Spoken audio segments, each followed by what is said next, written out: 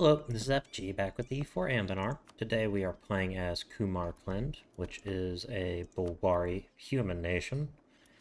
Alright, so get this stuff. One of the following: 60 or greater has a trader. Get that done. Then we need an administrative advisor. Take them. Alright. We want to do this, and body loyalty is 60 or greater. We'll take that. That should bring them up to 57. We will grant supremacy over the crown to... Yeah. Amisar and Sabari loyalty. Alright. Okay, so we will be losing a little bit of money, but not really. While our lands are prosperous, too much of our wealth flows directly into the treasury of our Vamrahari overlords. If we ever want to become masters of our own destiny again, we need to redirect these treasures into our own coffers. With clever administrators that do not shy away from some creative accounting, in support of local merchants willing to bear a heavier tax burden for a noble cause, we will find a much better use for the riches of our lands, and hopefully leave our temporary masters none the wiser. Alright. And then we can get this. And we can need to improve relations with them. Of ancient glories and present woes. Kumarkland, a realm with a storied past but a somewhat inglorious present. Situated on the fertile banks of the Burnhamum and its tributaries, the land of Kumarkland are a veritable breadbasket that has fed the armies of many ambitious rulers, both foreign and domestic. It is not, however, a bucolic ideal where nothing up towards disturbs the rhythm of the seasons. In the north, the wings of the ambitious harpy matriarchs throw a looming shadow across our land, while in the south, the disturbing sounds of gnollish cackling can be heard across the south banks of the Saran. And in both east and west, the vainglorious elven petty kings, whose realms have risen from the ashes of the Phoenix Empire, seem eager to reignite the embers of the latest cinder war, and waste their troops in another futile struggle for dominance. With Kumarkland sitting in between belligerent rivals and monstrous incursions striking ever deeper into the heart of Bulwar, its rulers will have to take desperate measures to ensure Kumarkland has a future and will not end up sacrificed on the altar of another king's ambition. Kumarkland, however, was not always merely a battleground for other empires. One must only step outside the city gates in modern Kumar to see the vast ruins of the ancient Panu Karkwasum, the imperial capital of the legendary Karkwasulu Empire of old. With reports of unrest and turmoil in all corners of Bulwar being whispered on every street of Kumarkland, how many are wondering if maybe now is the time to recall the illustrious past and strive for an even more glorious future. In this age, cinders, antiquity must rise. Alright. We can ask them to support our independence. That should help with that.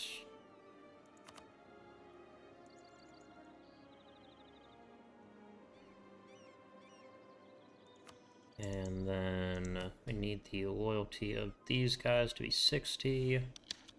Alright. Disagreeing advisor, yeah, just give me that. I want to go improve relations with them. Gonna wait to take that for a moment.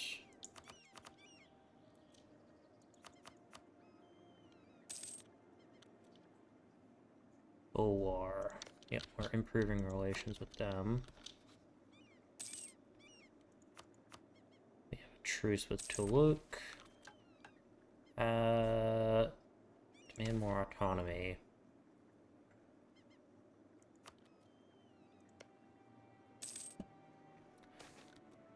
This is great news. That should mean we pay less, I believe.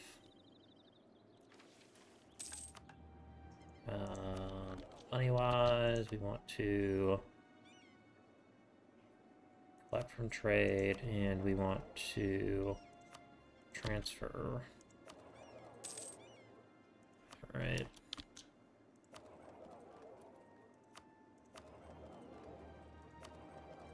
Trade power.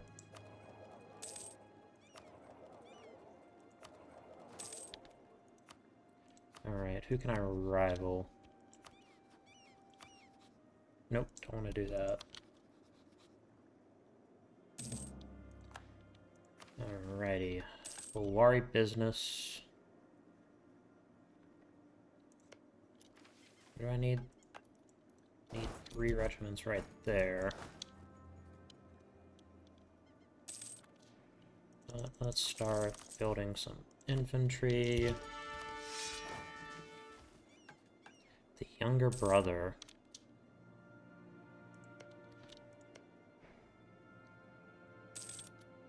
Alright. I like these missions so far.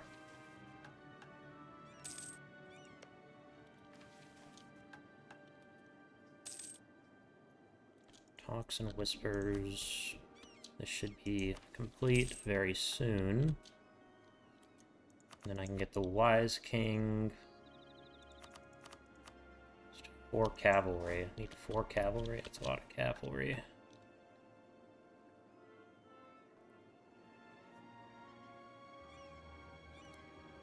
Ooh.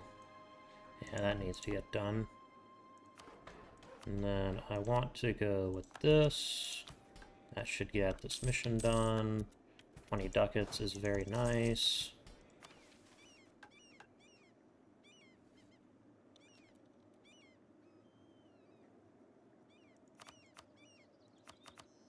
Our tax.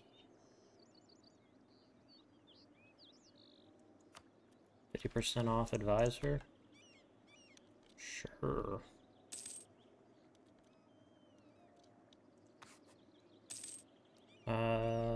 No, let's get rid of the trade efficiency guy. Balance checks. Yeah, burn the evidence, please.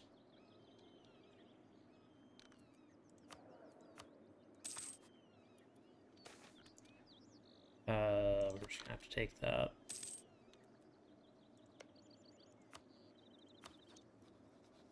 And then we can do Talk and Whispers. The Palace of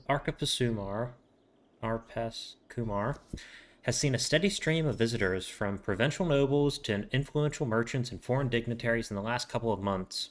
While palace officials assure everyone that this is merely business as usual and a sign of our beloved Akal fulfilling their duties entrusted to him by our benevolent overlords in Vamrahar, the whispers will not stop that maybe he is not that enamored with the reality of being subservient to another ruler and might plan to do something about it. Alright, I also would like to talk to my merchants and take out some loans. We'll get 2 more of them. Alright.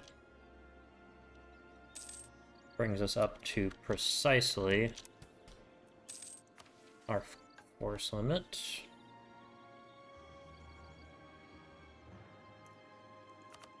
Alright. Damage received. Okay, I can stop improving with them. I can start improving with Akalas. Okay, Bulwar business. If there is one thing that can be relied upon on these ever-shifting quicksand and shifting alliances that characterize Bulwari politics ever since the fall of the Phoenix Empire, it is the unflinching sense for business opportunities amongst the council of the 12 families that rule the venerable metropolis of Bulwar. Let us approach these bark-body magnates with an irresistible offer, a substantial contribution to the rebuilding efforts necessary after the plunder of the city by the Nullish hordes of Tuluk in return for their one-off military support when our uprising begins. Alright. And then... Bulwar joins the plot. Hurrah! And then we can get them in the plot.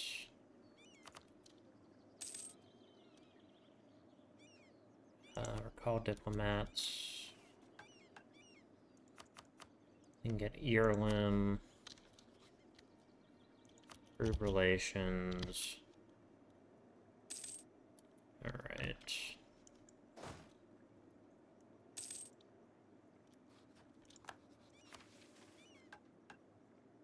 Sunriders ride for us.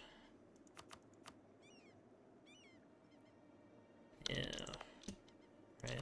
That needs...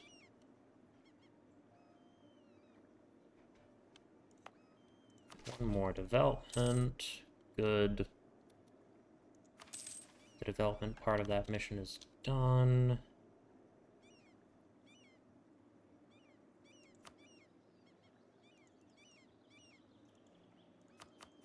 College, the Wise King, Manor Lords.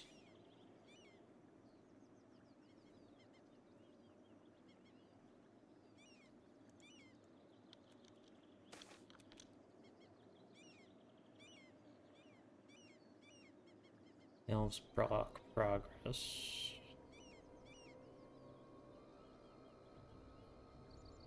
Sure, why not?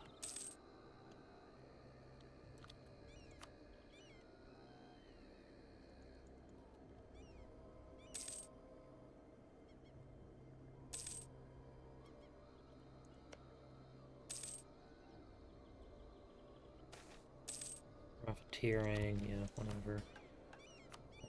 Is there anything else I can hand out? No, I think so. Do I need to keep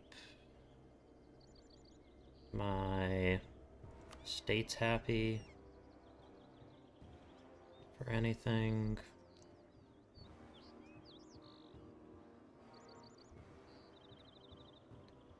No, I don't.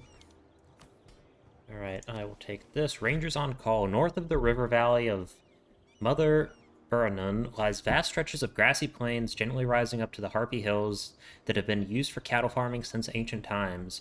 These open lands have given rise to a peculiar type of herdsman, the Kumarklandi Ranger or Sahiru.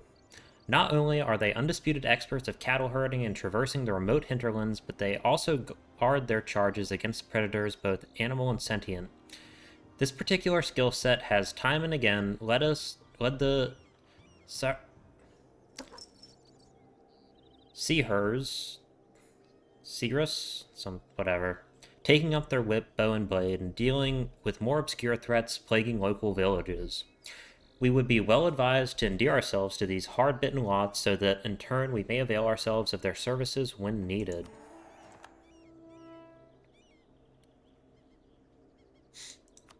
Alright. Active incidents.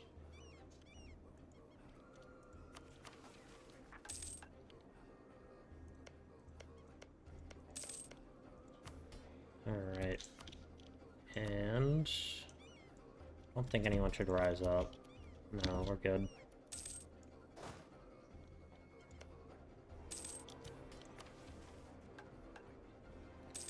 Hollies is also a interesting country.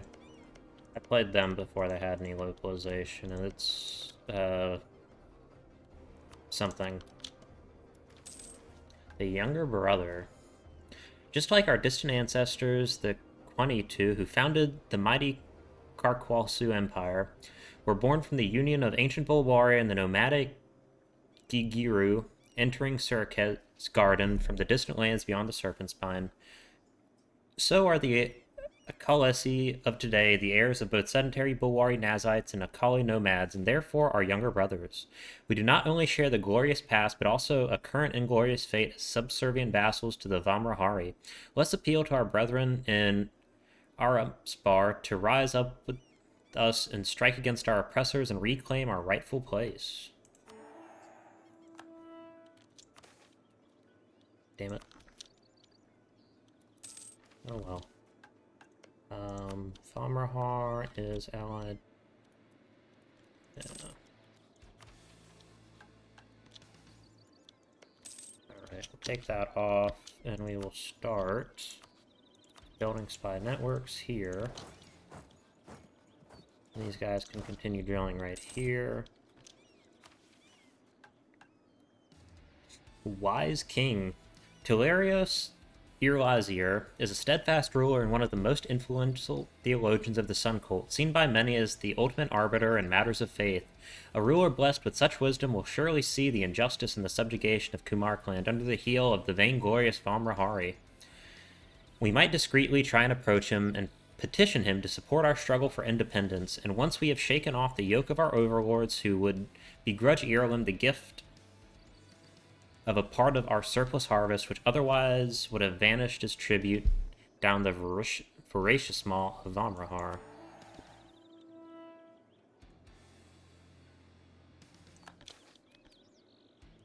Damn. Alright.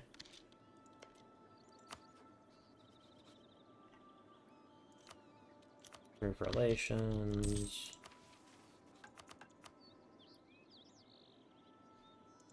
Military advisor. Oh yeah, I have that guy. Manor lords. I don't know if I really want to take this.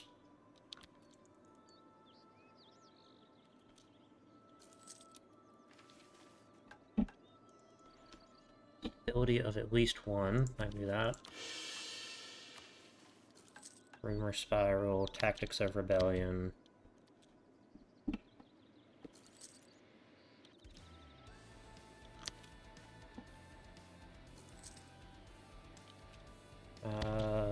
Improved relation modifier 100.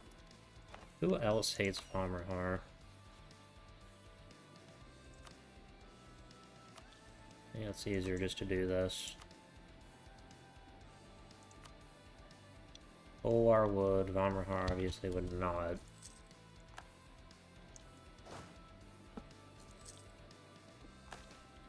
Damn it. Tech-wise, what are we looking like?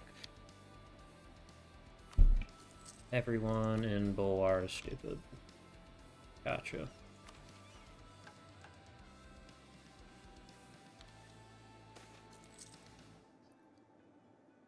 Famrahar has influenced us.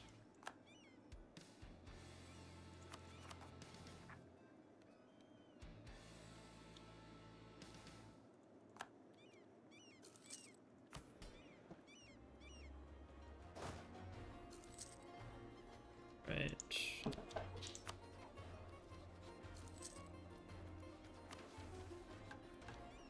Why not? We're already at the max. While the Elven Rakodzim lords of Sariand and their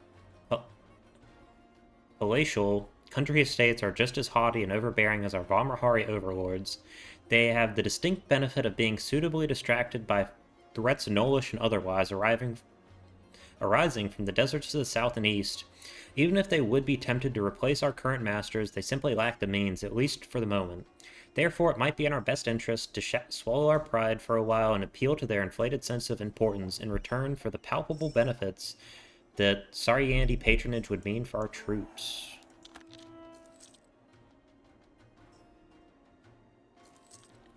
Wait, no, I don't want to do that. I want to take Tactics of Rebellion.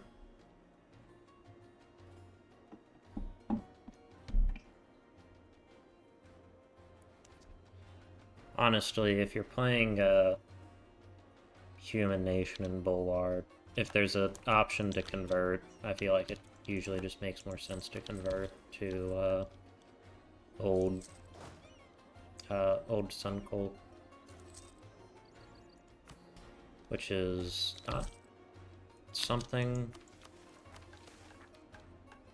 I'm sure. Ooh, Plain Touch Commander. This is a thing.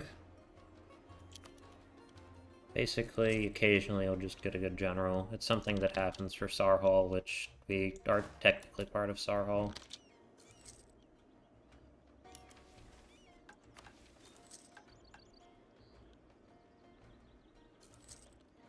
Sunriders ride for us. The practice of magic has been the birthright of the Bulwari ever since the Sidhu Sultans had been bound by Rasan the Emancipator and his disciples. However, since the prohibition on the use of magic by humans enacted by the Phoenix Empress Jexus, the myriad proud traditions of the Bulwari magic have been either secluded like the witchcrafters of Mount Losward, heavily regulated and under the control of the temples like the exorcist priest, adopted by elven magicians, or forced underground like the Zal Fazil of the Far Salahad and the Dartax Jerim. One of these traditions are the Saraka, or Sunriders, mounted warrior mages originating from Kumarkland who once fought for Jahair even in Far Hales.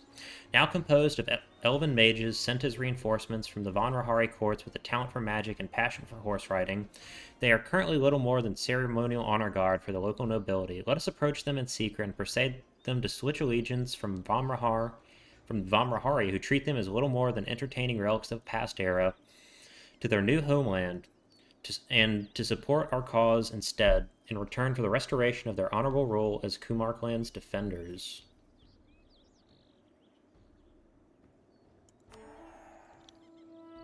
Alright. Rumor spiral. Lately, the rumors swirling in the streets of Aksur are even more colorful than the usual and travel with an even more frenzied speed. The Akal is planning to march on Vamrahar on the morrow. The Akal is a spineless fool who wants us to hand over the throne to Karadir.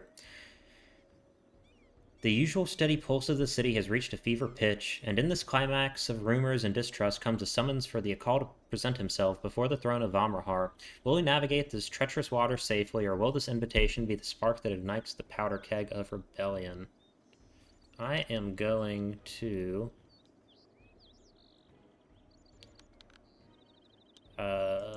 wait for this, just because I want to get it. I don't really want to spend that much money. The auxiliaries. How much do these guys cost? A lot.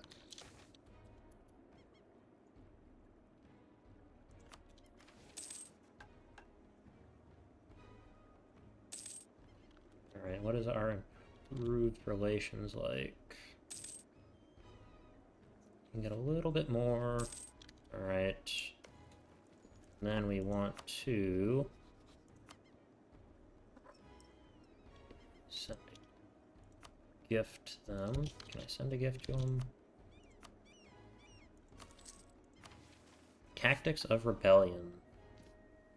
While we'd like to claim to be the first amongst the Bulwari to shake off the shackles of elven rule, another has beat us in that regard. Dartax rose up again during the decades of devastation in Bahar, and has defended his lands against any elven attempts to subdue him, and his followers ever since. We might well be advised to try and learn their tactics and glean their secrets in order to help our coming insurrection. A rumor spiral.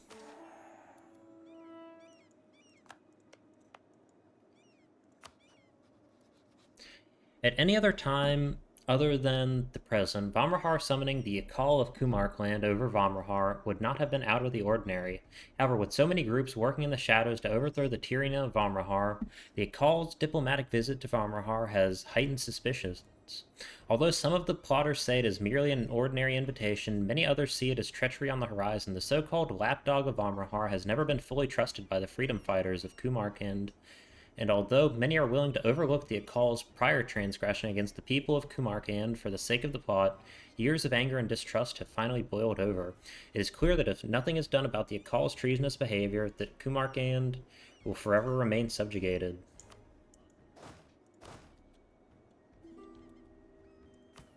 Alright. Let's see what happens.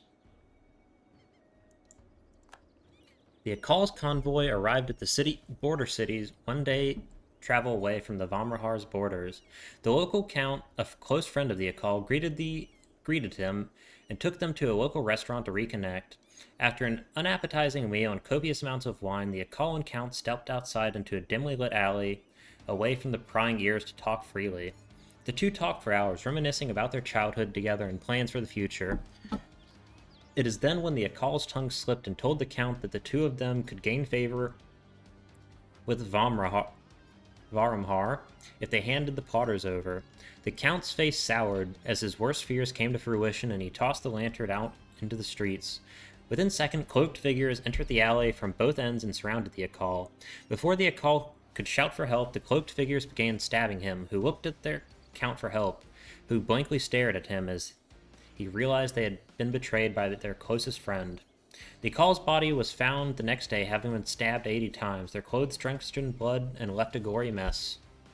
The inhumanity.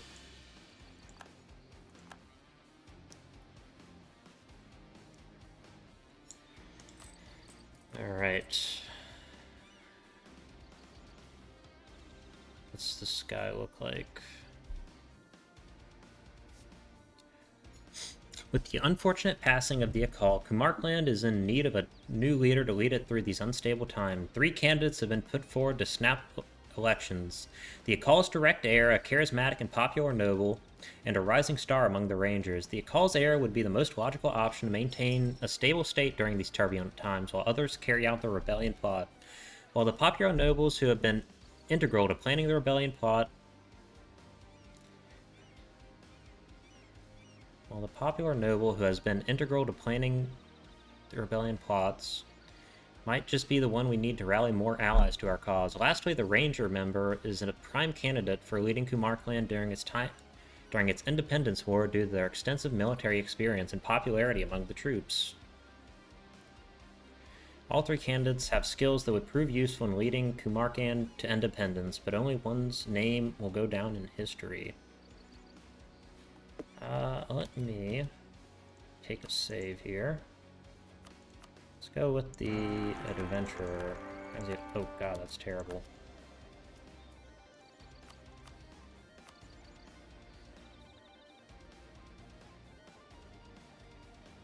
I have no idea if this has any more effects down the road.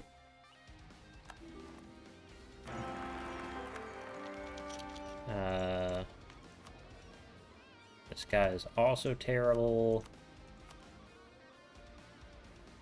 I don't think this localization was ever quite finished.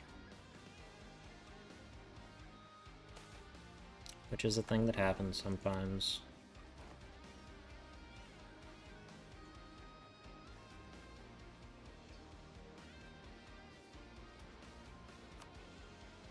Alright. Yeah, 462, I can work with that. Alright.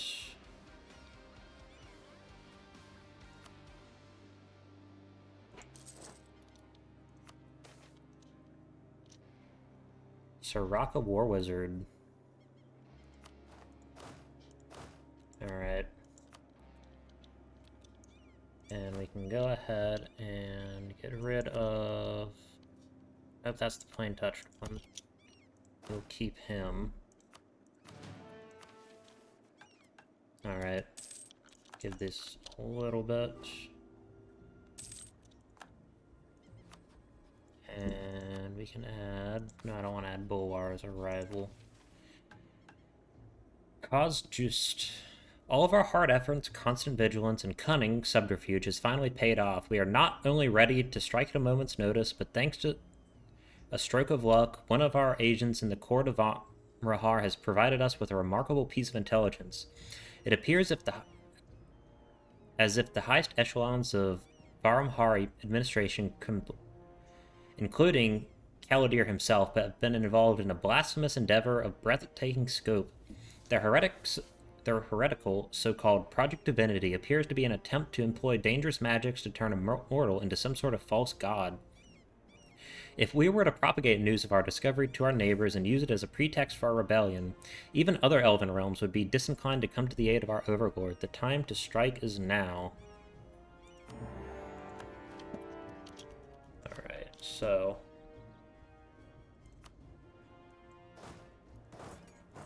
They are rivals to Elisna, so I do not believe.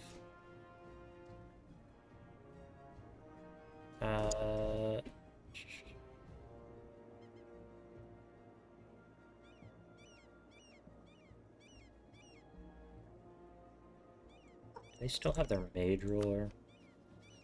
They do. But we're also allied with Vamrahar.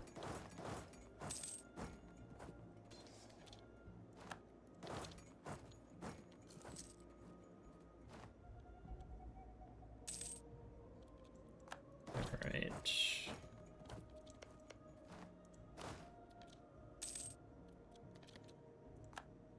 And we can go siege this. And we want independence.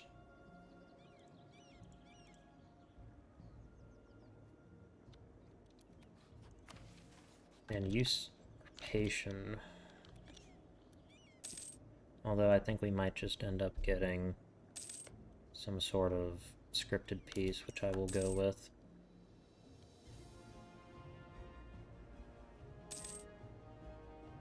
Why not? We'll pay one loan off.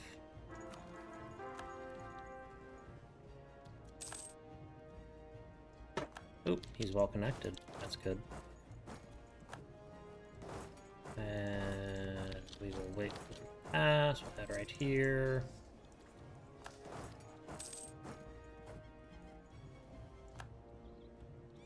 What's their manpower like? God, they have Ottoman.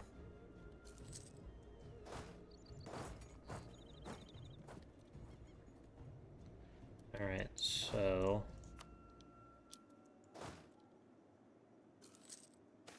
we are gonna lose.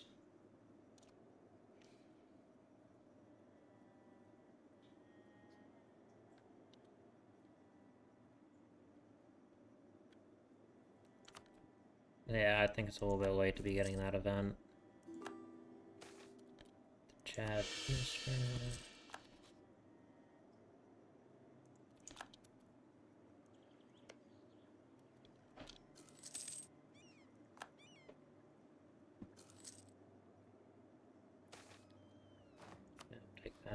Tech-wise, they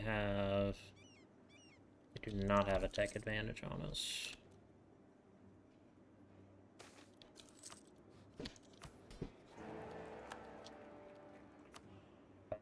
Let's do that.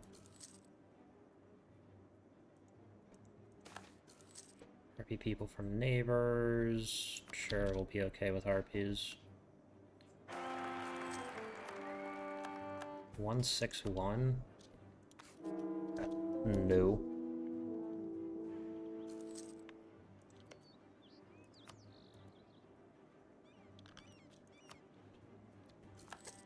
Oh my god.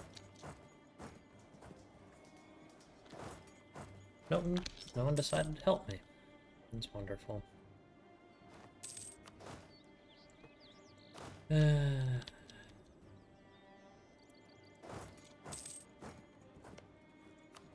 Listener has no more manpower left. Well, we have also effectively no manpower left.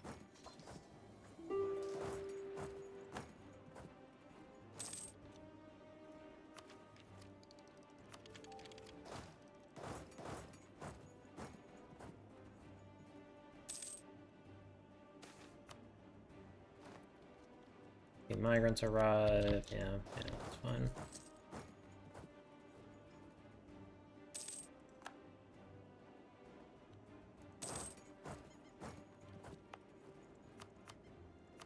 Kumarkland definitely needs defensive edict just to slow it down a little bit.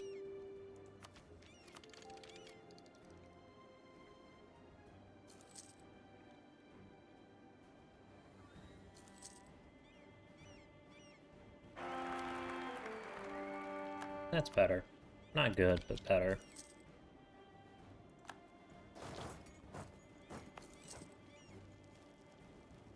Okay, this should be done. Siege is done. As long as nobody attacks us. Ooh, government reform.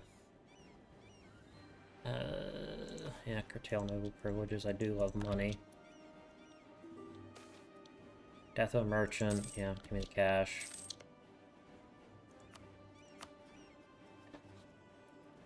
Right. Caravan raided. Yeah, whatever.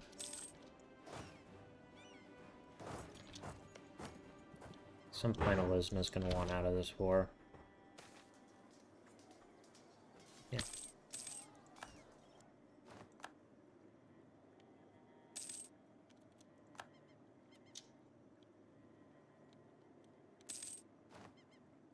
Alright, thank God we have tech.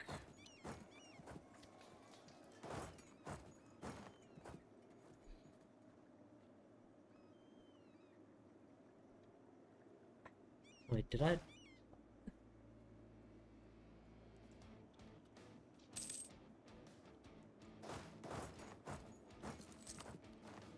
Alright, Elizna, get out of this war.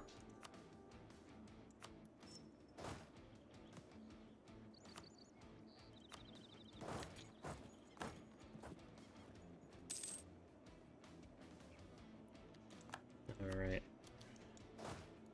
Arculum should want out of this war.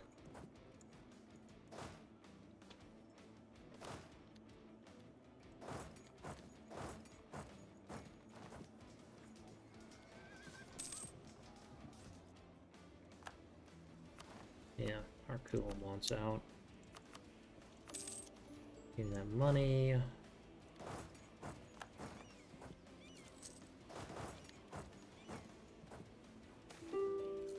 Points about officials, yeah.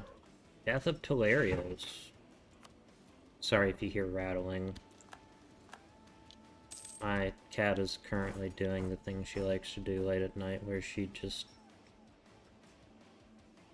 acts like she has 0 sense.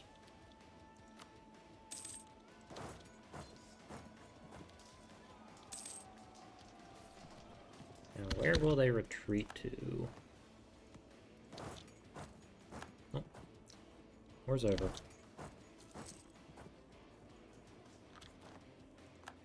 Alrighty.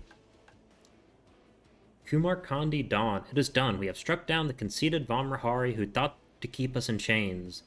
Us, the heirs of the Karkulu and the rightful rulers of Bulwar, they shall be forced to recognize the enormity of their error and repent. A new dawn has risen over Kumarkland, and just as Sirkil's light burns away all darkness, so will we become the beacon of light and eventually restore the proper order of things in all of Bulwar.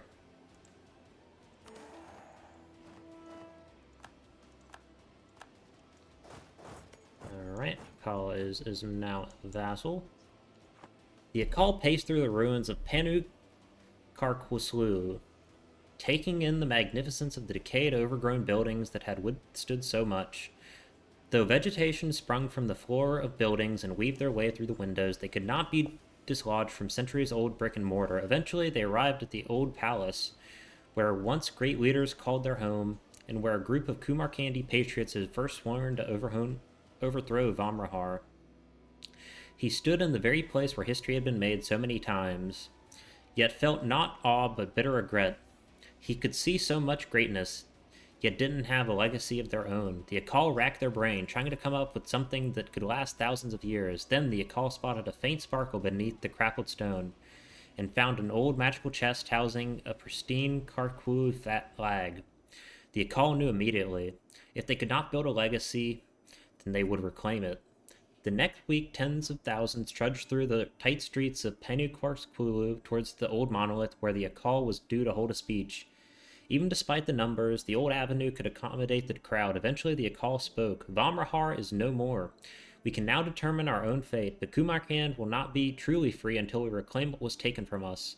And not only by Vamrahar, I'm just going to call them Vamrahar.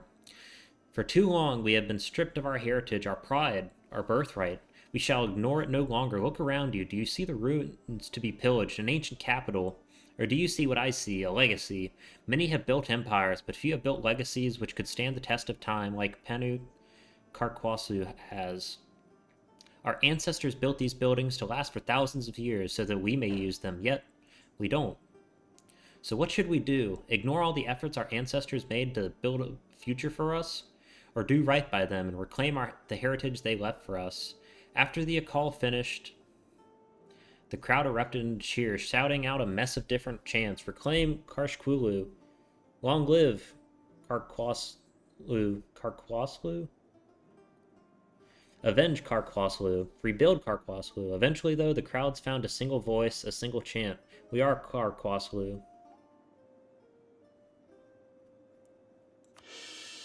Alright.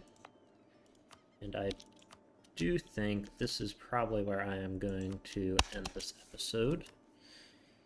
A lot shorter than usual, but I do actually want to have shorter episodes. I feel like the long episodes are just a bit draining for me. And the commentary starts to get even worse by the end, so I want to thank you all so much for watching. I hope you enjoyed. Have a good day.